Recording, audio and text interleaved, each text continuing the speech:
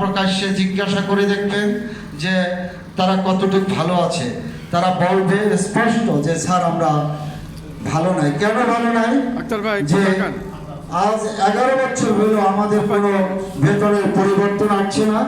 যে পড়াটা 10 বছর আগে 2 টাকা ছিল, 3 টাকা, সেখান থেকে 5 টাকা একটি পড়াটা এখন 10 টাকা এবং পরিমাণে কম।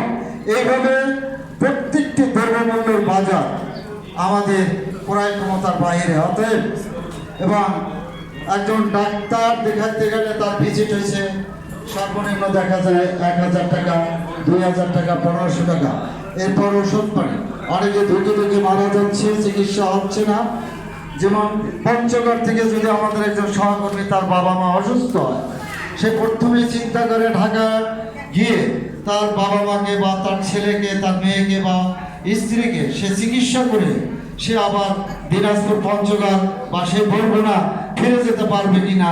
তার হাত পাতা তো অনেক আগ থেকে শুরু হয়েছে, ঋণে জর্জরিত।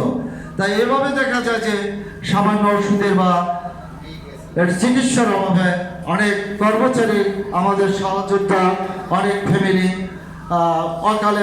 অকালে বলবো না, যদি আল্লাহ তাআলার ডাক, তারপরে মনে করবো যে ধুকে মারা যাচ্ছেন, কষ্টে জীবনযাপন করছেন, প্রকাশ করতে পারছেন না। এছাড়া আমরা বিগত প্রায় 5 বছর হইতে আমরা অনেক পারিবারিক সামাজিক অনুষ্ঠানে আমরা যোগদান করতে পারছি না। এর একমাত্র কারণ আমরা রূপকথার মতো কথা বলে আমরা পাশ কাটিয়ে যাচ্ছি। কারণ একটা বিবাহ অনুষ্ঠানে বা কোনো একটা অনুষ্ঠানে গেলে সর্বনিম্ন 1000 টাকা যাতায়াত খরচা আছে। সেই বিভিন্ন চিন্তা করে আমরা পরিবার সহ অনেক পারিবারিক অনুষ্ঠানে আমরা যেতে পারছি না। আমাদের এর জন্য পরিবারের সাথে, আত্মীয় স্বজনের সাথে আমাদের অনেক দূরত্বের সৃষ্টি হচ্ছে, যা আমাদের জীবনের জন্য চলার পথে এবং পারিবারিকভাবে একটা অশান্তি। এটা আমরা একজন প্রজাতন্ত্রের কর্মচারী হয়ে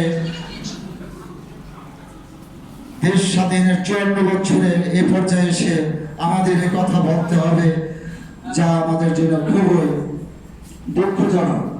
আমরা মোটামুটি 11 থেকে 20 গ্রেডের যে কর্মচারী আছে সারা বাংলাদেশে, হয়তো মুষ্টিমেয় অবৈধভাবে বা বিভিন্ন পন্থায় 2-1 জন শতকরা 2-1 জন ভালো থাকতে পারে,